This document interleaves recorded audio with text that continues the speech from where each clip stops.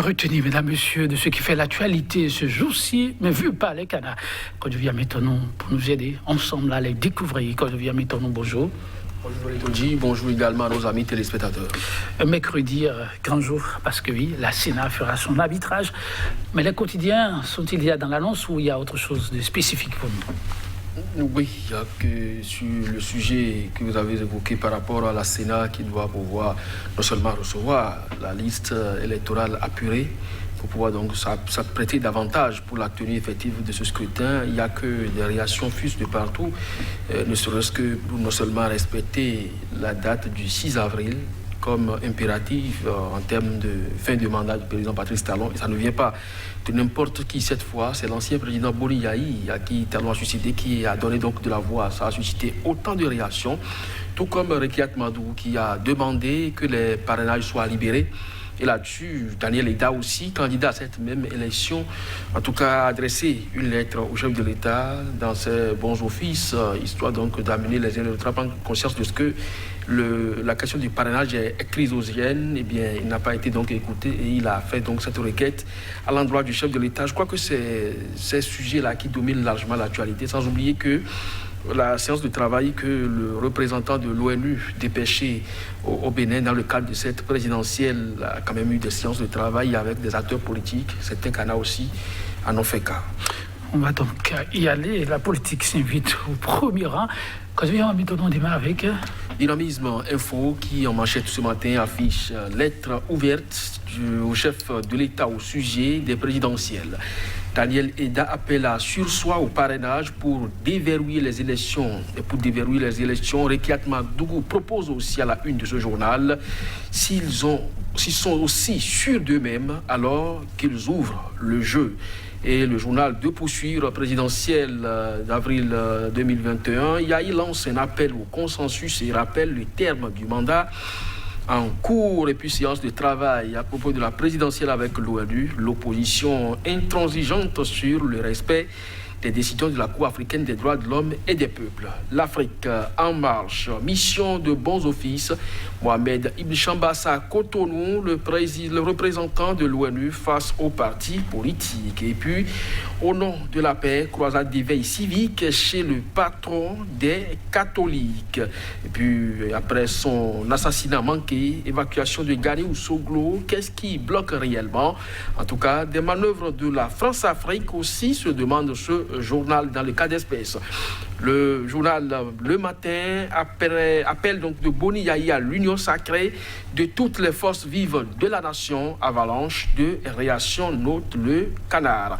Le nouvel observateur pour poursuivre avec une balle dans le thorax. Gali Oussoglo bientôt évacué. Le journal se veut un peu plus optimiste ici. Soutien du PRD à Patrice Talon. Des militants divisés s'exclame ce journal après le paiement de leur caution.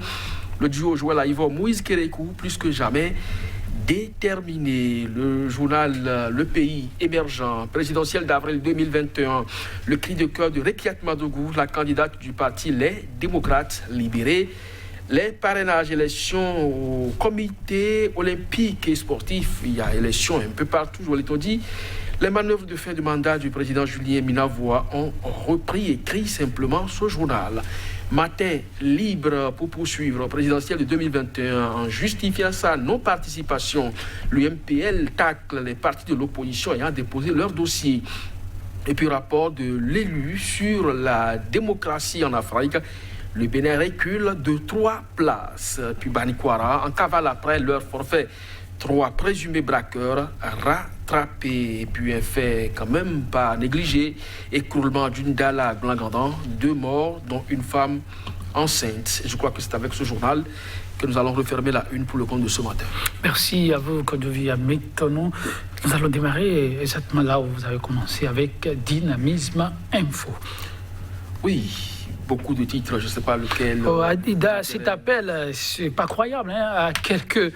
Plus on s'égrène, le temps tire à sa fin et plus les appels pour le déverrouillage du scrutin en lien avec le parrainage se fait pressant. Oui, tout à fait. Ricard Madougou comme Daniel Eda continuent donc de clamer cela. Il n'est jamais trop tard pour mieux faire. Même à la veille du scrutin, on peut toutefois surseoir à cette question de parrainage, quitte à inviter ceux qui n'ont pas pu quand même procéder à leur dépôt de dossier en son temps, qu'ils auraient pu ne pas s'adonner au entre griffes à Guidi.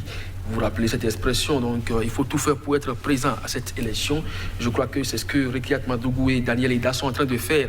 Alors ils ne veulent pas aussi jouer, comme vous l'avez dit dans vos propos liminaires tout à l'heure, aux pompiers. Donc ils veulent prévenir la situation. Est-ce que ne pas sauter le verrou du parrainage aujourd'hui ne crée pas des situations conflictuelles pour ces élections à venir, puisque aujourd'hui la plupart des partis d'opposition, en tout cas véritables aux yeux donc des acteurs politiques, risquent de ne pas participer à cette élection.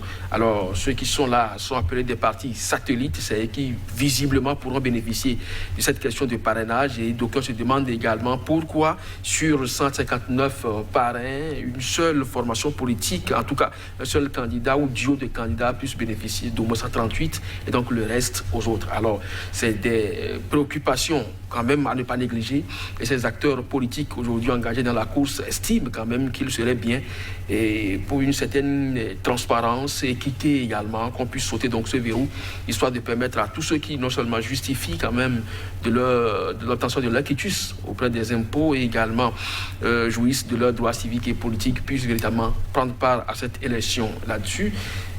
L'ONU joue quand même aux bons offices. Je crois que ce qui est entendu, c'est que les élections soient ouvertes, transparentes et inclusives. Alors, toutes ces questions, ça relève également du parrainage. Si tous les 20 candidats qui ont déposé leur dossier puissent obtenir quand même leur parrainage, je ne crois pas que le scrutin soit quand même déséquilibré. On attend de voir ce qui va se faire, mais pour l'instant, aucun signe en vue. Le matin nous rapporte cette sortie de l'ancien chef d'État. C'était attendu. Finalement, Boni Yayi s'est prononcé aussi bien sur le parrainage que sur la question de prorogation de mandat, avalanche de réaction.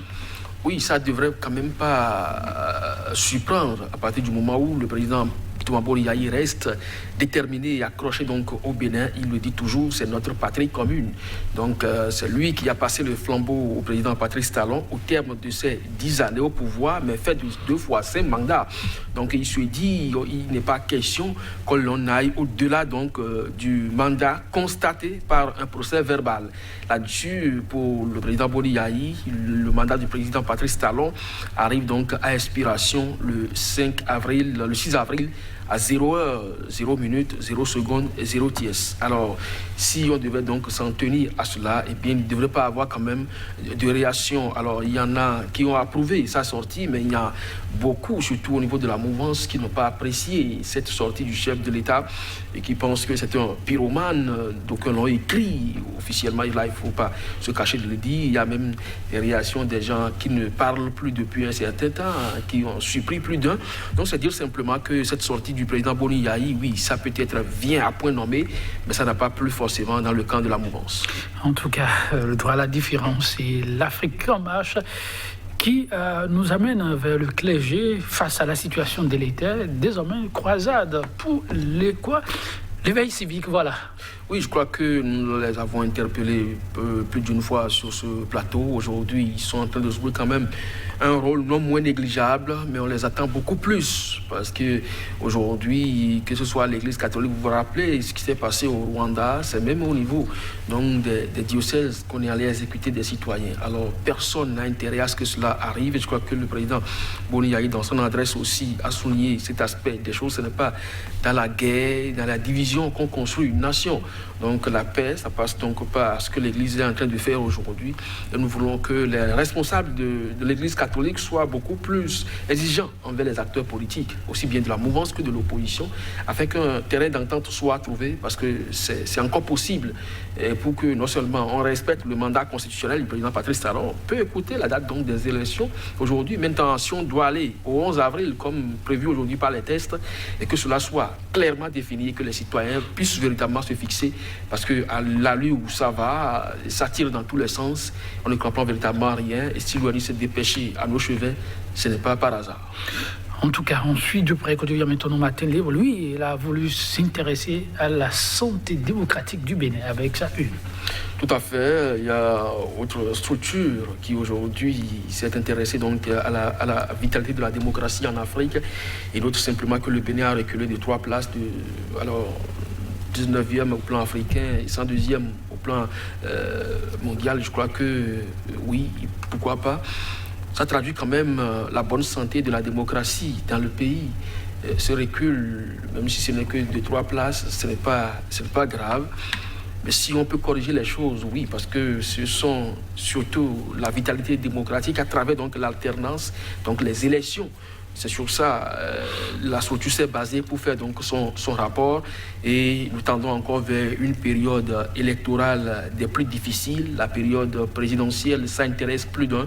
Ce n'est pas les communales, encore moins les législatives. Donc ça va attirer beaucoup plus de regards sur le pays. Et ici, les structures en charge aujourd'hui de la tenue de cette élection, surtout le chef de l'État qui peut encore jouer de tout son poids pour que la balance soit véritablement équilibrée et pourra faire quelque chose, ce serait bien parce que au-delà donc de ce rapport, il y a beaucoup d'autres paramètres qu'il faut prendre en compte à la fin de cette élection. Et si le Bénin ne veut pas vivre en vase clos, eh bien c'est le moment de jouer donc à cette crédibilité-là parce que tout le monde a le regard fixé sur le Bénin, même si au pays, par presse interposée, on essaye d'étouffer les informations ou de les exagérer. Il n'y a qu'aujourd'hui, la toile permet à tout le monde d'être informé de la plus belle des manières. Et quand vous prenez donc les organismes internationaux avec leurs représentants au pays, ils nous observent mieux que nous-mêmes. Merci à vous que devient maintenant, chers téléspectateurs. Merci pour l'attention. Au revoir.